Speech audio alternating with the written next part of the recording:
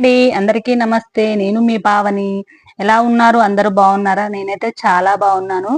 ఈ వీడియో మాత్రం స్కిప్ చేయకుండా మొత్తం ఎండింగ్ వరకు చూడండి. మీకు చాలా బాగా నచ్చుతుంది. నచ్చితే ఒక లైక్ ఇచ్చుకోండి.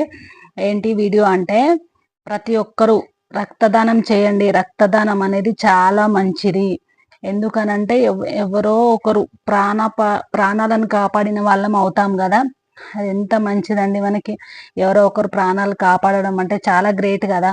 నేను అలాగే ఒక 12 ఏండ్ల కింద యాక్సిడెంట్ అయితే నాకు 10, 11 మంది బ్లడ్ అయితే ఇచ్చారండి. వాళ్ళకైతే ఎప్పటికీ నేను రుణపడి ఉంటానని చెప్తున్నాను. చాలా చాలా చాలా థ్యాంక్ యూ సో మచ్ అండి, నాకు బ్లడ్ ఇచ్చిన ప్రతి ఒక్కరికి. కాకపోతే వాళ్ళెవరో నాకైతే తెలియదు. మా సార్ వల్ల ఆఫీస్‌లో పనిచేసే వాళ్ళనమాట. 11 మంది ఇచ్చారు. ఇంకా ఇస్తామని ఇట్లా అన్నారు. నాకు ఆ 11 మంది బ్లడ్ అయితే సరిపోయింది అప్పటికి.